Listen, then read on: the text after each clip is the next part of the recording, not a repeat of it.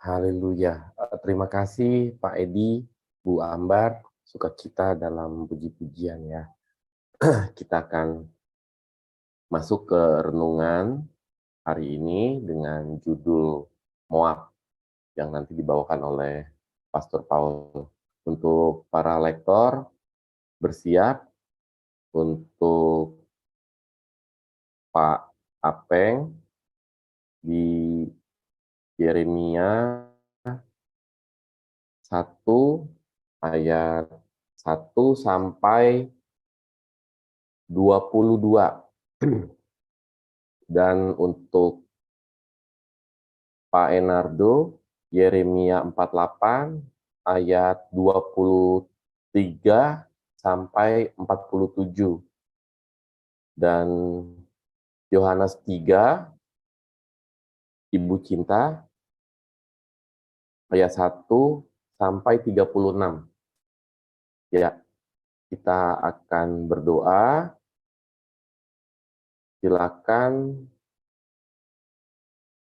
Mbak Anissa. Bentar.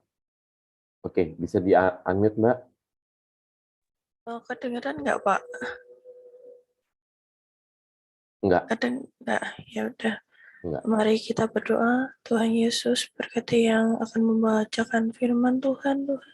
Dan berkati juga Tuhan Pastor Paul dalam memberikan renungan kepada kami. Tuhan, kiranya berikan hikmat dan pengertian kepada Pastor Paul, dan juga Tuhan, mudahkan kami untuk mengerti kebenaran firman-Mu. Dalam nama Tuhan Yesus, haleluya, amin. Amin ya, terima kasih Mbak Anissa. Silakan Pak Apeng. Ya, terima kasih. Salam saudara-saudariku.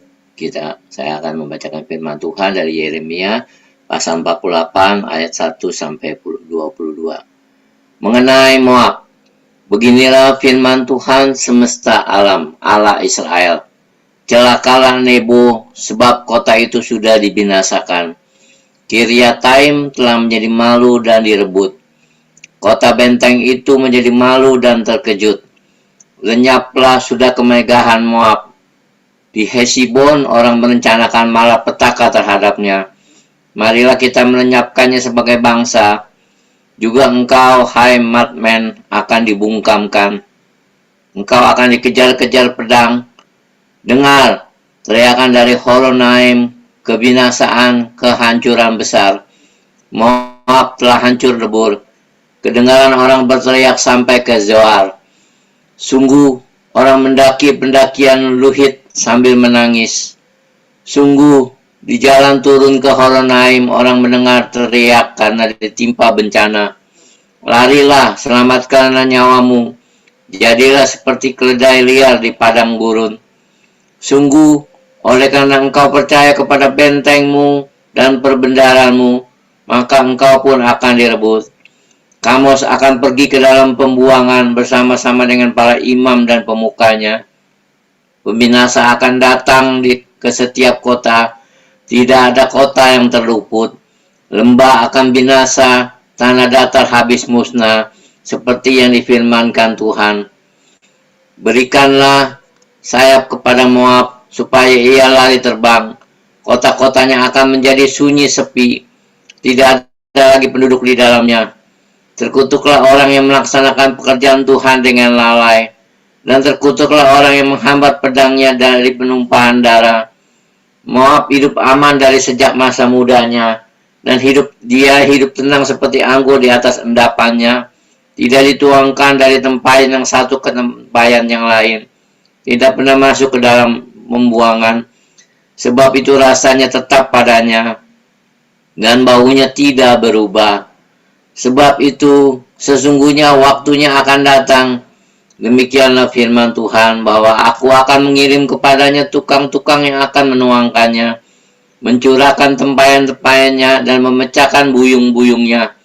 Maka Moab akan menjadi malu oleh karena dewa Kamos, sama seperti kaum Israel menjadi malu oleh karena Betel, kepercayaan mereka. Bagaimanakah kamu berani berkata, kami adalah pahlawan-pahlawan, orang-orang gagah perkasa untuk berperang. Pembinasa Moab telah maju menyerang dia. teruna-terunanya yang pilihan telah turun ke pembantaian. Demikianlah firman Raja yang namanya Tuhan semesta alam. Bencana Moab sudah hampir datang. Malapetakannya sangat segera sampai. Ratapilah dia, hai semua yang ada di sekitarnya. Hai semua yang mengenal namanya, katakanlah, sungguh sudah patah tampuk kekuasaan, tongkat keagungan itu. Turunlah dari kemuliaan-Mu dan duduklah di atas kotoran. Hai putri Dibon yang sudah lama menetap, sebab pembinasa Moab sudah maju menyerbu engkau, memusnahkan tempat-tempatmu yang berkubu. Berdirilah di tepi jalan dan tinjaulah, hai penduduk Arwar. Tanyakanlah kepada orang yang lari dan yang terluput. Katakanlah apa yang telah terjadi. Moab sudah malu karena ia terkejut. Merataplah dan berteriaklah. Beritahukanlah di sungai Amon, sungguh Moab sudah binasa. Penghukuman telah berlaku atas daerah dataran tinggi dan atas kota-kota Holon, Yahas, dan Mefaat, Dibon, Nebo, Bet-Dib, Planataim. Ya, silakan yang melanjutkan. Saya lanjutkan pembacaan firman Tuhan dari Yeremia 48 pasal Yeremia 48 ayat 23 sampai 47. Kiriataim, Bet-Gamul, Bet-Meon, Geriot, Bosra, dan atas segala kota negeri Moab yang jauh dan yang dekat. Telah patah tanduk kekuatan Moab, dan lengan kekuasaannya telah pecah. Demikianlah firman Tuhan. Buatlah dia mabuk, sebab dia membesarkan diri terhadap Tuhan. Moab akan berguling-guling dalam muntahnya, dan ia sendiri pun akan menjadi tertawaan orang. Apakah bukan Israel tadinya yang menjadi tertawaan bagimu? Apakah dia terdapat di antara pencuri-pencuri, sehingga engkau menggeleng-gelengkan kepala setiap kali engkau berbicara tentang dia? Tinggalkanlah kota-kota dan diamlah di bukit batu, hai penduduk Moab. Jadilah seperti burung merpati yang bersarang di dinding mulut liang. Kami telah mendengar tentang keangkuhan Moab, alangkah angkuhnya dia, tentang kesombongannya, keangkuhannya, dan kecokakannya, tentang tinggi hatinya. Aku ini kenal kepongahannya, demikianlah firman Tuhan. Tidak benar cakapnya dan tidak benar perilakunya. Sebab itu aku akan meratap karena Moab, akan berteriak karena Moab seluruhnya, dan akan mengaduh karena orang-orang Kir Heres. Aku akan menangis karena engkau, lebih daripada menangis karena Yaeser. Hai pohon anggur Sigma, ranting-rantingmu merambak sampai ke laut, meluas sampai ke Yaeser.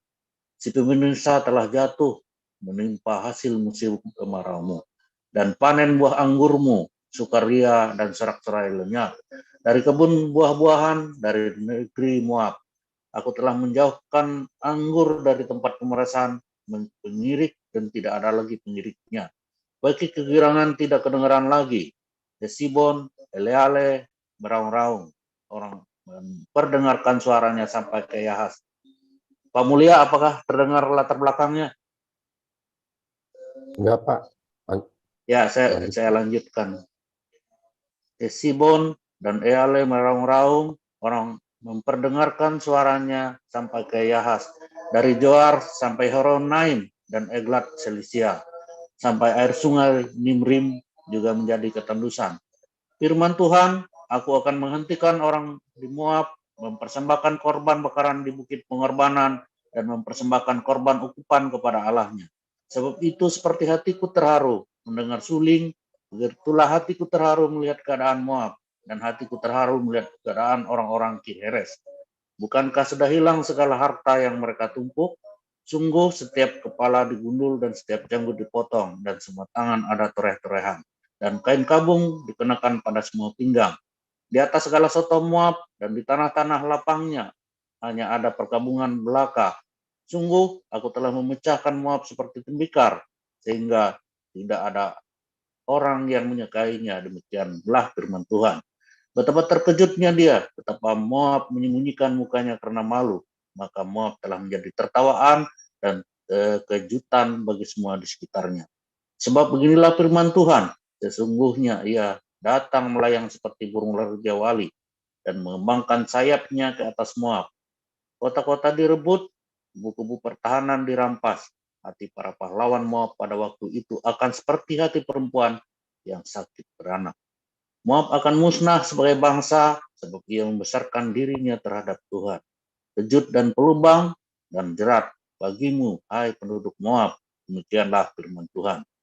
Yang lari dari kekejutan akan jatuh ke dalam pelubang, dan yang naik dari pelubang akan tertangkap dalam jerat. Sungguh, aku mendatangkan semuanya ini atas Moab di tahun penghukuman atas mereka. Demikian firman Tuhan. Di naungan Hesibon, orang-orang pelarian berhenti, kehabisan kekuatan, tetapi api keluar dari Hesibon. Nyala api dari istana Sihon yang memakan habis pelipis Moab dan batu kepala orang-orang ribut. Celakalah engkau, hai Moab, binasa engkau, hai bangsa Dewa Kamos. Sebab anak-anakmu lelaki telah diculik tertawan, dan anak-anakmu perempuan menjadi tawanan. Tetapi aku akan memulihkan keadaan Moab di kemudian hari, demikian firman Tuhan. Sampai disinilah firman penghukuman atas Moab. Demikian firman Tuhan. Haleluya. Amin. Amin. Ya, terima kasih Pak Enardo dan Pak Apeng. Silakan Ibu Cinta. Baik, Yohanes Bang Mulia. 3. Ya. Yohanes 3 ayat 1 sampai 36. Adalah seorang Farisi yang bernama Nikodemus, seorang pemimpin agama Yahudi. Ia datang pada waktu malam kepada Yesus dan berkata, "Rabi, kami tahu bahwa engkau datang sebagai guru yang diutus Allah, sebab tidak ada seorang pun yang dapat mengadakan tanda-tanda yang engkau adakan itu jika Allah tidak menyertainya." Yesus menjawab, katanya, "Aku berkata kepadamu, sesungguhnya jika seorang tidak dilahirkan kembali, ia tidak dapat melihat kerajaan Allah." Kata Nikodemus kepadanya, "Bagaimanakah mungkin seorang dilahirkan kalau ia sudah tua? Dapatkah ia masuk kembali ke dalam rahim ibunya dan dilahirkan lagi?" Jawab Yesus, "Aku berkata kepadamu, sesungguhnya jika seorang tidak dilahirkan dari air dan roh, ia tidak dapat masuk ke dalam kerajaan Allah. Apa yang dilahirkan dari daging adalah daging, dan apa yang dilahirkan dari roh adalah roh. Janganlah engkau heran, karena aku berkata kepadamu, kamu harus dilahirkan kembali. Angin bertiup kemana ia mau, dan engkau mendengar bunyinya, tetapi engkau tidak tahu dari mana ia datang atau kemana ia pergi. Demikianlah halnya dengan tiap-tiap orang yang lahir dari roh." Nikodemus menjawab katanya, "Bagaimanakah mungkin hal itu terjadi?" Jawab Yesus, "Engkau adalah pengajar Israel, dan engkau tidak mengerti hal-hal itu? Aku berkata kepadamu, sesungguhnya kami berkata-kata tentang apa yang kami ketahui, dan kami bersaksi tentang apa yang kami lihat, tetapi kamu tidak menerima kesaksian kami. Kamu tidak percaya waktu aku berkata-kata dengan kamu tentang hal-hal duniawi. Bagaimana kamu akan percaya kalau aku berkata-kata dengan kamu tentang hal-hal sorgawi? Tidak ada seorang pun yang telah naik ke sorga selain daripada Dia yang telah turun dari sorga, yaitu Anak Manusia. Dan sama seperti Musa meninggikan ular di padang gurun, demikian juga Anak Manusia harus ditinggikan, supaya setiap orang yang percaya kepadanya beroleh hidup yang kekal. Karena begitu besar kasih Allah akan dunia ini, sehingga Ia telah mengaruniakan Anaknya yang tunggal, supaya setiap orang yang percaya kepadanya tidak binasa, melainkan beroleh hidup yang kekal. Sebab Allah mengutus Anaknya ke dalam dunia bukan untuk menghakimi dunia, melainkan untuk menyelamatkannya oleh Dia. Barang siapa percaya kepadanya, ia tidak akan dihukum. Barang siapa tidak percaya, ia telah berada di bawah hukuman. sebab ia tidak percaya dalam nama Anak Tunggal Allah. Dan inilah hukuman itu. Terang telah datang ke dalam dunia, tetapi manusia menyukai kegelapan daripada terang. Sebab perbuatan-perbuatan mereka jahat. Sebab barang siapa berbuat jahat, membenci terang, dan tidak datang kepada terang itu, supaya perbuatan-perbuatannya yang jahat itu tidak nampak. Tetapi barang siapa melakukan yang benar, ia datang kepada terang, supaya menjadi nyata bahwa perbuatan-perbuatannya dilakukan dalam Allah. Sesudah itu Yesus pergi dengan murid-muridnya ke tanah Yudea, dan ia diam di sana bersama mereka dan membaptis. Akan tetapi Yohanes pun membaptis juga di Ainon, dekat Salim, sebab di situ banyak air, dan orang-orang datang ke situ untuk dibaptis. Sebab pada waktu itu Yohanes belum dimasukkan ke dalam penjara. Maka timbullah perselisihan di antara murid-murid Yohanes dengan seorang Yahudi tentang penyucian.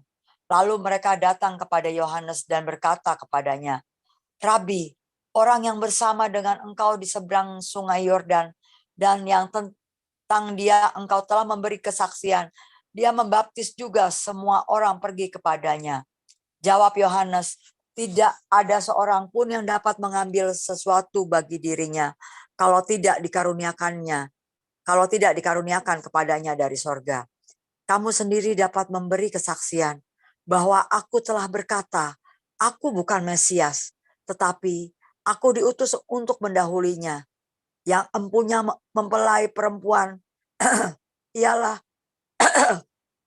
mempelai laki-laki, tetapi sahabat mempelai laki-laki yang berdiri dekat dia dan yang mendengarkannya sangat bersukacita mendengar suara mempelai laki-laki itu. Itulah sukacitaku, dan sekarang sukacitaku itu penuh. Ia harus makin besar, tetapi aku harus makin kecil. Siapa yang datang dari atas adalah di atas semuanya. Siapa yang berasal dari bumi termasuk pada bumi dan berkata-kata dalam bahasa bumi. Siapa yang datang dari sorga adalah di atas semuanya. Ia memberi kesaksian tentang apa yang dilihatnya dan didengarnya, tetapi tak seorang pun yang menerima kesaksiannya itu. Siapa yang menerima kesaksiannya itu, ia mengaku bahwa Allah adalah benar. Sebab siapa yang diutus Allah, dialah yang menyampaikan firman Allah, karena Allah mengaruniakan rohnya dengan tidak terbatas. Bapa mengasihi anak dan telah menyerahkan segala sesuatu kepadanya. Barang siapa percaya kepada anak, ia beroleh hidup yang kekal. Tetapi barang siapa tidak taat kepada anak, ia tidak akan melihat hidup, melainkan murka Allah tetap ada di atasnya. Demikian pembacaan firman Tuhan. Ya, terima kasih Ibu Cinta. Silakan Pastor Paul.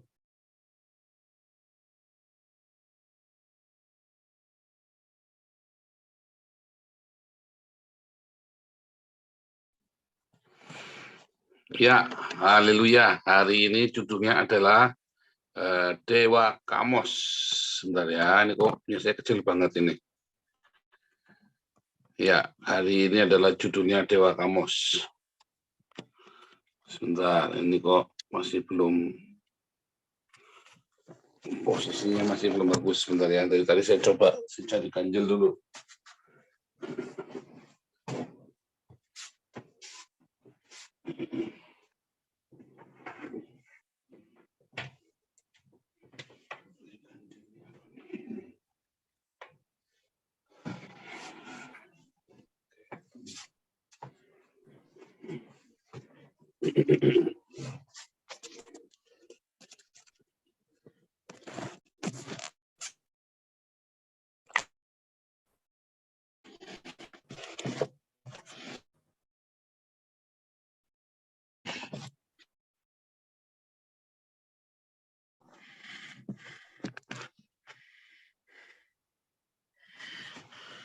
Ya.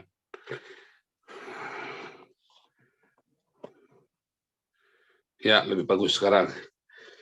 Dewa Kamos, saudara ya. Apakah Dewa Kamos itu atau siapakah Dewa Kamos? dewanya orang Moab. Ya, orang Moab menyebut dewa Kamos ini adalah Kamos Yasua, saudara ya. Serem ya, Kamos Yasu ya dalam bahasa Moab ya, Kamos Yasu atau Kamos Yasua dalam bahasa ini ya, dalam bahasa Ibrani atau dalam bahasa Kanaan Kamos Yasu. Kamos Yasu ini artinya Kamos sang juru selamat, saudara. Waduh, ngeri saudara ya. Makanya Adonai Elohim atau Yehova Elohim sangat tidak suka ya, karena ada dewa lain yang dianggap juru selamat. Makanya kalau Anda melihat di dalam Yesaya 48 kalau nggak salah itu ya, akulah juru selamat, tiada yang lain. Ya, akulah juru selamat, nggak ada yang lain. Akulah Tuhan Adonai Yehova Mosea, juru selamat dalam bentuk ini ya, Yehova Yasya. Akulah Yehova Yasya, akulah Yesua. Nggak ada yang lain, bukan Kamos, saudara. Masalahnya ritual Kamos itu juga sama, saudara ya. Ritual Kamos adalah ritual pengorbanan anak sulung, saudara ya.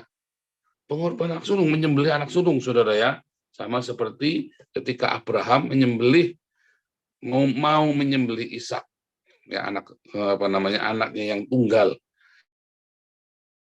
Nah, itu juga sama, Kamos itu juga sama ya, ritual penyembelihan, saudara ya. Nah, Kamos ini ya, orang Moab ini bersama dengan orang Amon ternyata adalah keturunan dari Lot. Ketika Lot keluar dari Sodom dan Gomora, lalu anaknya bingung karena anaknya didikan Sodom dan Gomora. Dia pikir ya udah, karena nggak punya anak, ya maka mereka incest dengan bapaknya, saudara. Karena nggak punya anak, ya kan? Karena mereka pergi sendirian di pegunungan itu, mereka hidup sendirian, ya. Nah, kemudian menghasilkan keturunan Amon dan Moab yang jahat sekali, ya, orang-orang jahat dan menyembah dewa-dewa yang jahat, saudara ya, yang haus darah. Nah, makanya pengorbanan itunya selalu ada, ya. Tiap tahun mereka menyembelih orang, saudara, kepada dewa Kamos atau Kamos Yasu, Kamos sang juru selamat, Kamos yang menaklukkan. Kamos ini juga disebut dengan El ya, El Kamos gitu ya. Padahal El itu, Yehova itu adalah El, saudara. Wah, jadi orang-orang Moab ini begitu jahatnya dan mereka sengaja memadankan Yehova Elohim dengan Kamos, ya.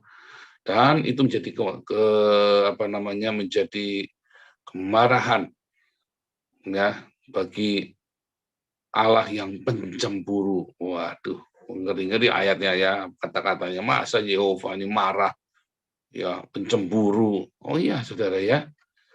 Ya, cinta yang sejati itu memang bukan posesif. Tetapi cinta yang sejati itu menuntut kesetiaan, saudara. Bukan tuntutan karena posesif, tetapi cinta itu di dalam kata agape itu, ya di dalamnya itu ada kata kesetiaan. Makanya buah dari cinta itu adalah kesetiaan, saudara. Ya, kesetiaan itu adalah satu buah dari cinta. Pertama itu adalah cinta, tapi juga di dalamnya ada sukacita, ada penguasaan diri.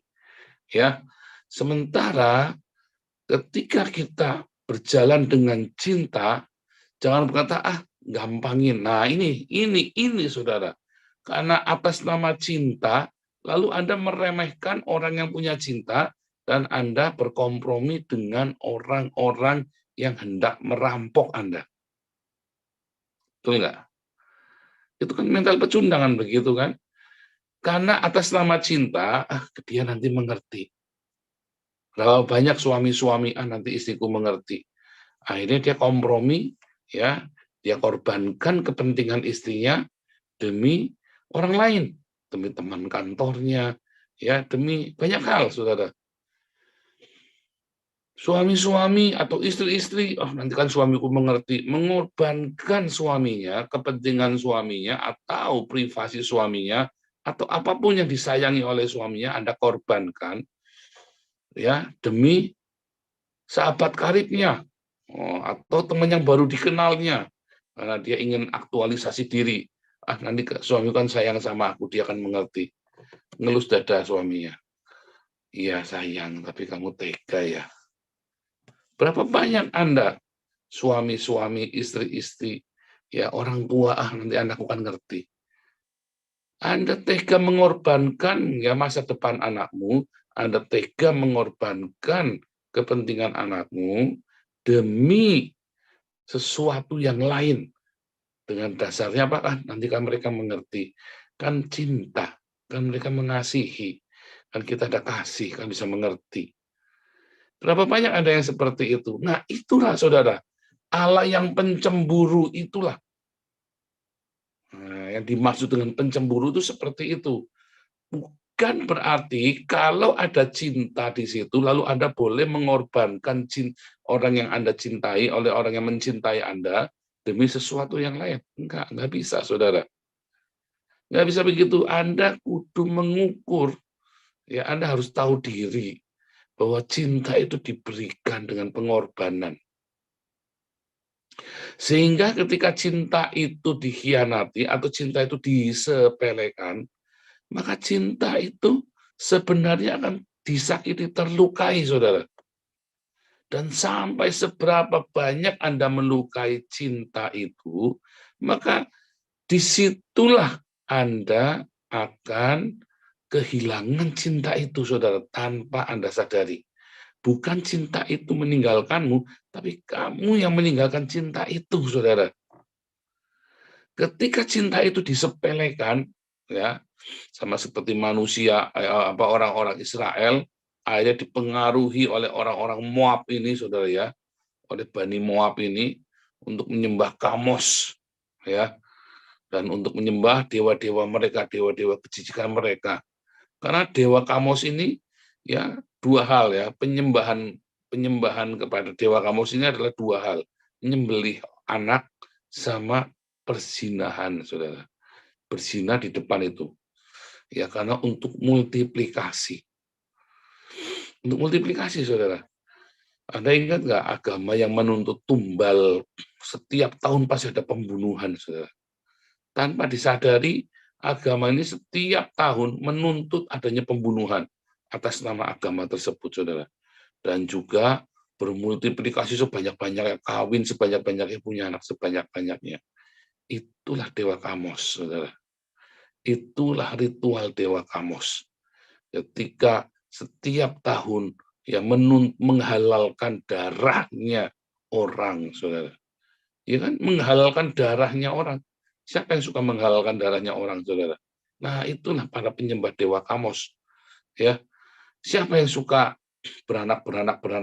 Itulah ritual penyembahan kepada dewa Kamos, saudara.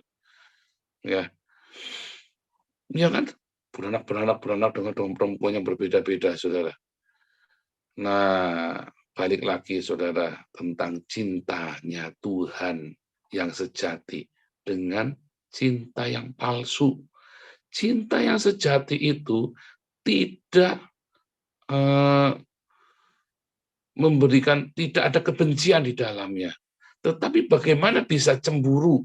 Beda dengan cinta yang posesif, cinta yang penuh hawa nafsu itu posesif, cemburu, ya, senggol bacok. Kalau Anda kalau Anda ada duanya, ya ada duanya, halal darahmu, saudara ya. Berapa banyak istri-istri yang menghalalkan darah suaminya atau suami yang menghalalkan darah istrinya karena cemburu. Belum selingkuh, baru cemburu, saudara. Padahal nggak ada yang selingkuh, cemburu. Wah, dihalalkan darahnya sembelih, saudara.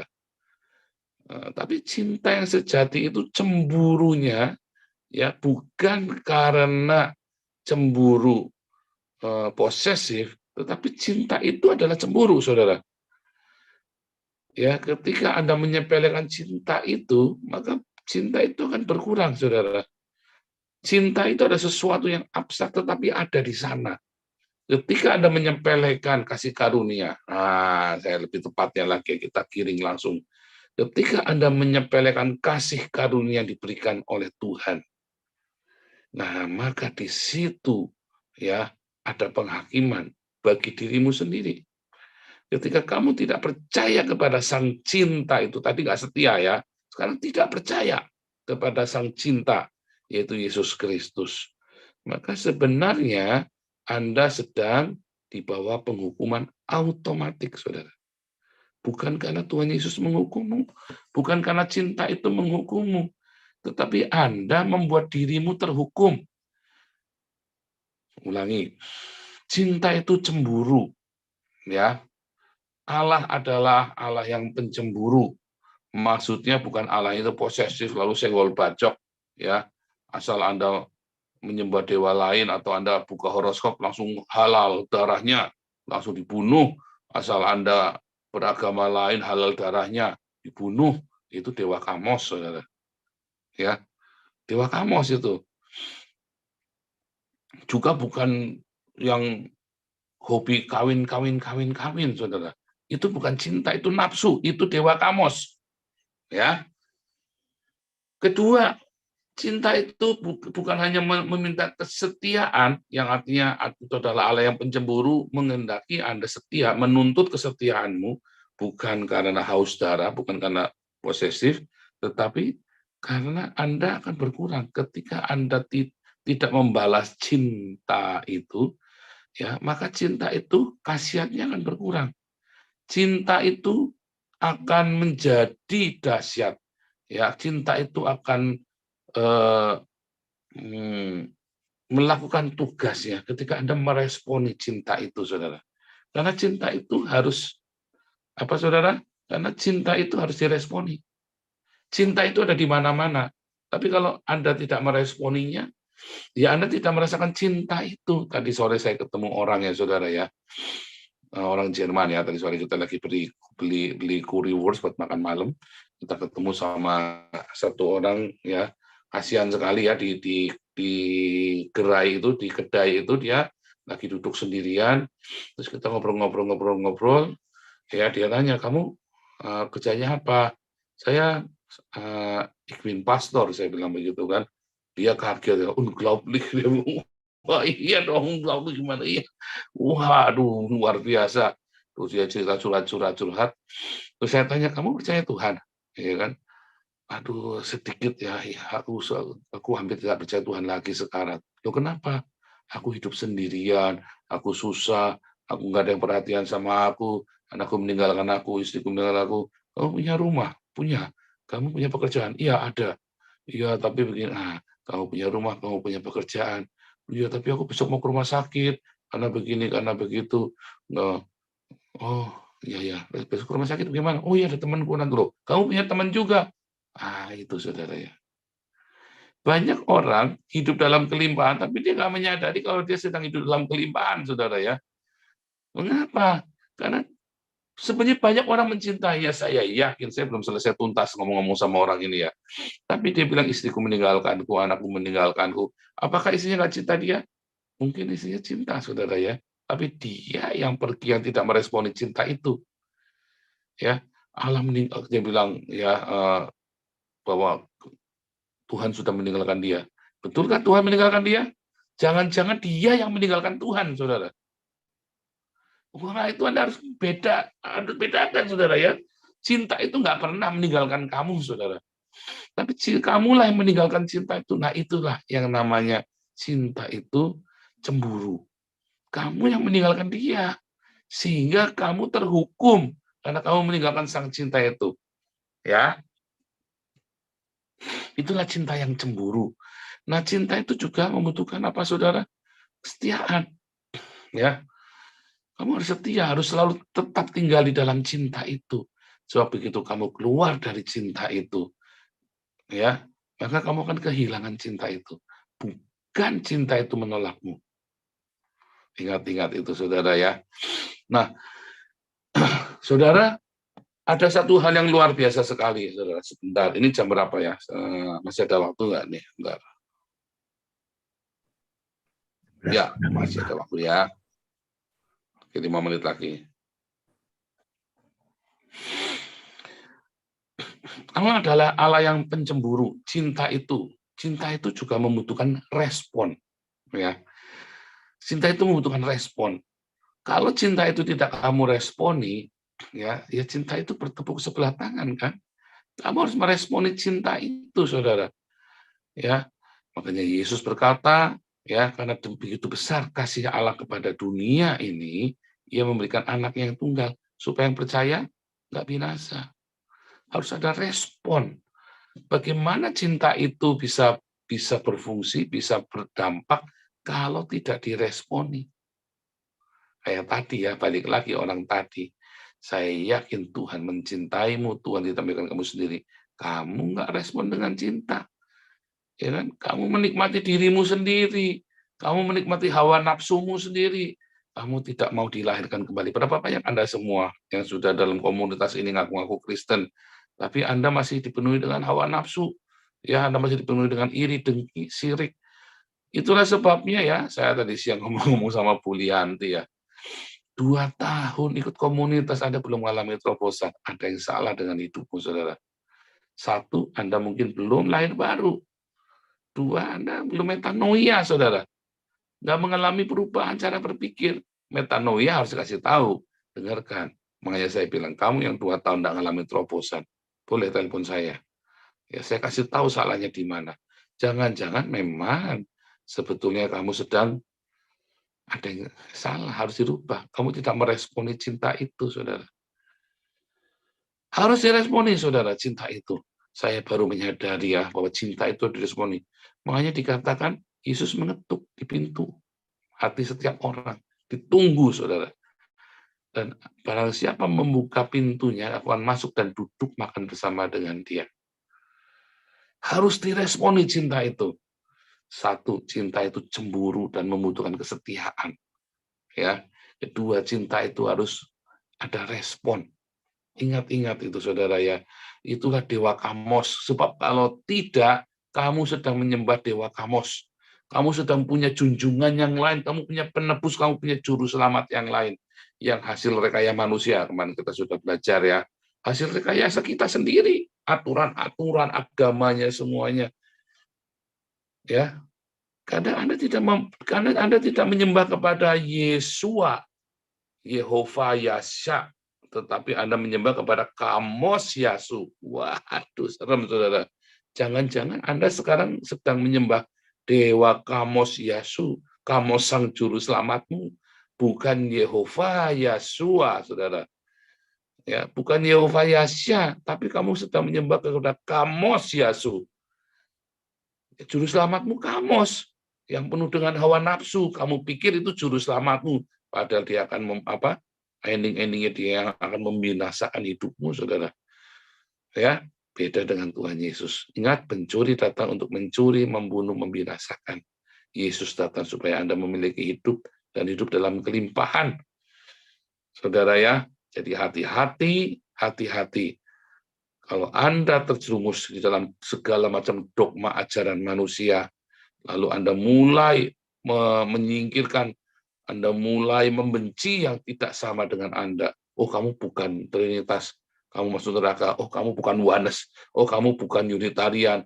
Anda saling, debatnya itu kayak orang caci maki, ngeri ya, saudara ya. Saya tuh nggak sampai hati mereka debat ya. Kita sesama orang Kristen debat sampai saling mencaci maki ya. Saya sampai, Anda lihat ya, saya kalau debat sama orang Kristen, ya untuk masalah dogma saya nggak berani mencaci maki, saudara. Tetapi ya kalau untuk hal-hal yang lain, saya bisa keras, saudara ya. Kalau saya tidak mencaci karena saya mengasihi dia dan saya menjaga, karena saya bukan musuhmu. Oh, kita beda ternyata ya, nggak apa-apa, beda begitu saja. Tapi bukan berarti saya Anda menang debat sama saya. Oh, enggak. Kalau untuk debat Anda tidak akan bisa menang lawan saya, saudara. Tetapi saya mengukur, ya. Jangan sampai kita beda dogma, beda doktrin, terus Anda bunuh-bunuhan. Hati-hati, saudara ya. Artinya Anda sedang apa? Anda sedang menyembah Dewa Kamos Yasu. Ya, juru selamatmu ternyata Kamos, saudara ya. Bukan Yesus. Kalau juru selamatmu adalah Yesus, mungkin Anda bisa beda doktrin, beda pengajaran kayak tadi Yohanes ya. Tapi yang kita utamakan adalah Yesusnya, saudara. Apa itu cinta? Cinta itu yang kita utamakan. Ya, Tuhan Yesus memberkati.